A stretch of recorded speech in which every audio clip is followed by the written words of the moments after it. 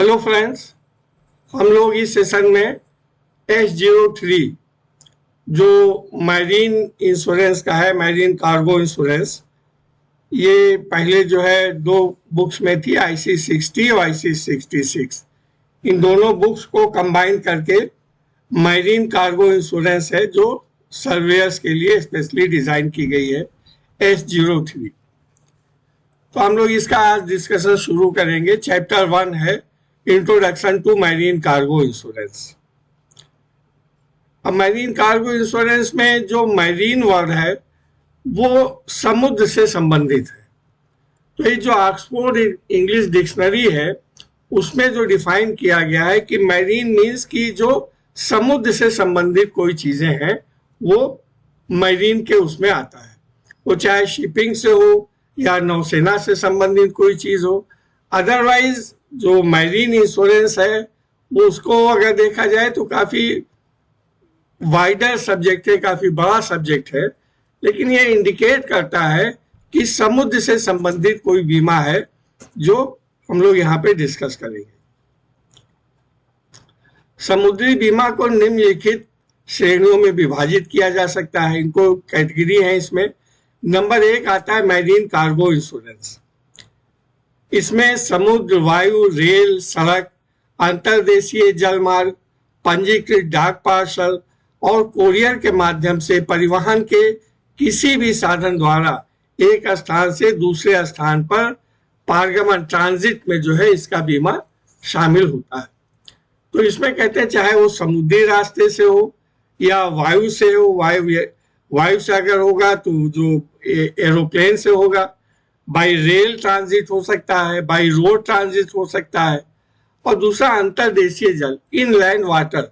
Inland water transit means कि एक ही देश में अगर एक पोर्ट से दूसरे, जैसे बॉम्बे से अहमदाबाद या बॉम्बे से गुजरात किसी पोर्ट पे गया तो उसको इनलैंड ट्रांजिट बोलते हैं। इनलैंड ट्रांजिट में वाटरवेज का भी यूज हो सकता है और साथ ही साथ जो बाई रेल, रोड्स भी हो सकता है। तो ये इनलैंड ट्रांजिट या पार्सल से अगर कोई चीज भेजा गया, आप लोग सोचते हैं वो भी ट्रांजिट में ही आता है। कोरियर से अगर कोई चीज भेजा जाता है वो भी ट्रांजिट में आता है। तो इस टाइप के जो भी ट्रांजिट है वो मैरीन कार्गो इंश्योरेंस के अंतर्गत कवर किए जाते हैं। सिद्धांत इसका यह है कि जो ट्रांजिट होना चाहिए, पारगमन भाड़ा अनुबंध के अंतर्गत होना चाहिए। जो भी ट्रांजिट होना चाहिए वो एक कॉन्ट्रैक्ट ऑफ अफ्रेटमेंट, भाड़े के कॉन्ट्रैक्ट के अंतर्गत होना चाहिए, which means transporter needs to issue a document to the consignor confirming receipt of goods for transit and assurance of a safe delivery at the named destination। वही कहते हैं कि जो ट्रांसपोर्टर है उसको एक रिसीट इशू करना चाहिए जो ये साबित करेगा कि उसने माल उसको मिल गया है, और साथ ही साथ वो गंतव्य पे यानी जो भी डेस्टिनेशन है वहां पे वो सुरक्षित डिलीवरी का जो है वो आश्वासन देता है, और उसके एवज में जो उसका भाड़ा होता है, जो उसकी फीस होती है, वो उसको प्राप्त करता है। The consideration for this contract is the amount of freight. जो भी भाड़ा है वो उसका कंसिडरेशन होता है, which is payable. Examples of documents of affreightment, जो भाड़े की जो रसीदें होती हैं वो जैसे अगर बाई शिप गया है, समुद्र के रास्ते गया है तो वहाँ पे बिल्स ऑफ लैंडिंग बोलते हैं। बाई एयर अगर कोई ट्रांजिट हुआ है तो उसको एयरवे बिल्स बोलते हैं। अगर ट्रांसपोर्ट के द्वारा गया है ट्रक से या लॉरी के द्वारा तो उसको लॉरी रिसीट बोलते हैं।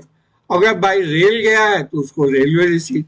तो ये जो डिफरेंट टाइप के रिसीट हैं वो जो भी ट्रांसपोर्टर है, जो भी ट्रांजिट कर रहा है वो इशू करता है।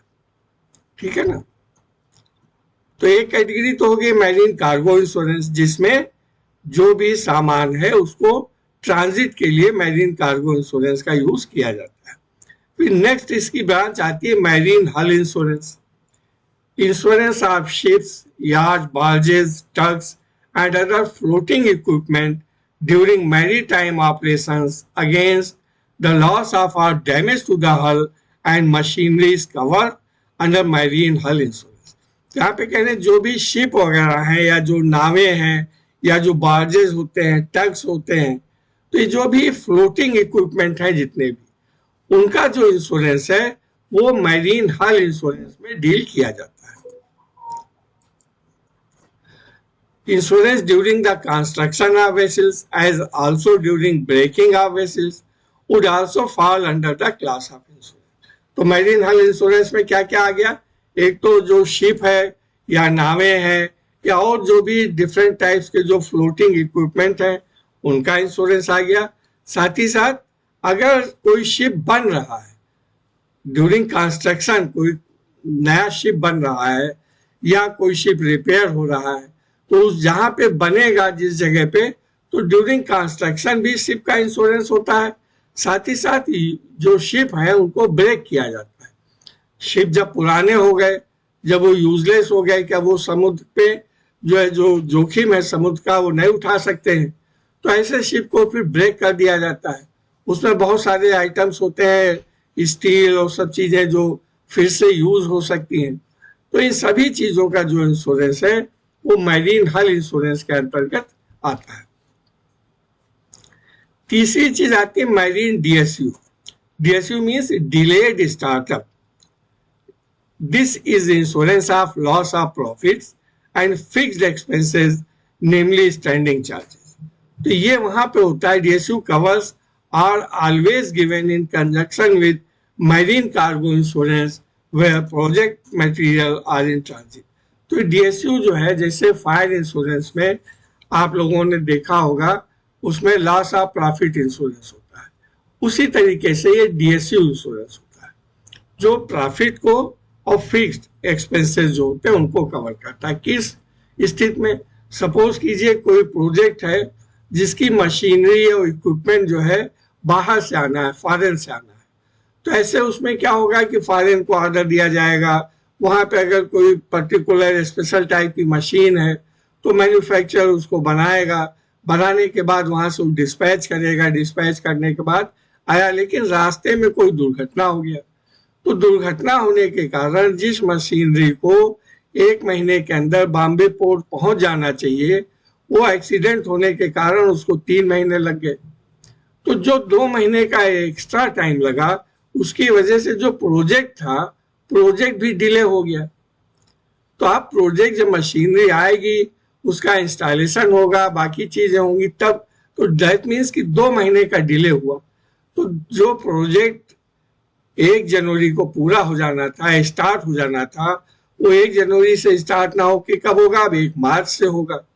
तो ये जो 2 महीने का पीरियड है, तो उस प्रोजेक्ट में जो प्रोजेक्ट रिपोर्ट में दिखाया गया होगा कि 2 महीने में अगर 1 जनवरी को प्रोजेक्ट स्टार्ट हो जाएगा तो इतना प्रॉफिट होगा, तो वो लॉस होगा क्योंकि मशीनरी जो है वो ड्यू टू एक्सीडेंट डिले हुआ उसको पहुंचने में। तो ये इंश्योरेंस जो है मैरीन डीएसयू इंश्योरेंस में आता है, डिलेड स्टार्टअप। ये आगे हम लोग डिटेल में डिस्कस करेंगे। जहां पे डिले हो जाता है, यही सारी चीजें हैं। और फिर नेक्स्ट आता है मैरीन लायबिलिटीज, जो देयता होता है। लायबिलिटी का किसकी होगी? जो सामान ट्रांसपोर्टर है उसकी लायबिलिटी हो सकती है, या जो शिपर है उसकी लायबिलिटी हो सकती है। तो इस तमाम तरीके की लायबिलिटीज हैं, वो भी मैरीन के इसमें ब्रांच, इसी ब्रांच में आते हैं। This is a specialized branch of marine insurance dealing with liabilities of various interest associated with shipping industry and maritime trade. तो शिपिंग इंडस्ट्री या समुद्री व्यवसाय से जो लोग जुड़े हुए हैं, जिनका हित है, उनके जो तमाम लायबिलिटीज हैं उनको ये कवर करता है। Some of common policies under this class of insurance are charters liability. Charter कौन होते हैं? चार्टर होते हैं कि जैसे शिप सपोज कीजिए मिस्टर ए का है, तो किसी कंपनी ने उनसे शिप को चार्टर कर लिया, यानी किराए पे ले लिया, तो जो जिस कंपनी ने लिया है उसको चार्टरर बोलेंगे। तो वो एक्चुअल में मालिक नहीं है, ओनर नहीं है शिप का, वो चार्टरर है। वो शिप को जो है वो यूज करता है, उससे जो भी शिपिंग है, ट्रांजिट है, वो सारी चीजें करता है, और उसके एवज में वो किराया देता होगा, जो भी एग्रीमेंट है उसका। तो चार्टरर्स की लाइबिलिटी हो सकती है। स्टीव डोज जो उसमें काम करने वाले हैं उनकी जो है लाइबिलिटी हो सकती है। Terminal operators liability, terminal operators mean जो पोर्ट पे हैं, तो अगर सी से ट्रांजिट हो रहा है, समुद्र से ट्रांजिट हो रहा है, तो वहां पे पोर्ट का लाइबिलिटी होगी, वहां पे जो ऑपरेटर्स हैं उनकी डेटा हो सकती है। अगर इनलैंड ट्रांजिट हो रहा है तो जो ट्रांसपोर्टर्स हैं उनकी लाइबिलिटी हो सकती है। Freight forwarders liability, freight forwarders means वही जो ट्रांसपोर्टर्स हैं, जो भाड़े, जो एजेंसीज हैं जो सामान लेती हैं और भाड़े पे उसको पहुंचाती हैं, तो वो सामान लेंगी, भाड़ा लेंगी, फिर उसको शिप से या बाई एयर या बाई ट्रेन बाई रेल उसको डिलीवर करवाती हैं, तो उनकी भी लाइबिलिटी, तो डिफरेंट टाइप्स की लाइबिलिटी है जिसको हम लोग इसमें डिस्कस करेंगे। तो इस तरीके से मैरीन इंश्योरेंस में हम लोग देखा कार्गो, हल, डीएसयू और मैरीन लाइबिलिटीज, ये चीजें आती हैं।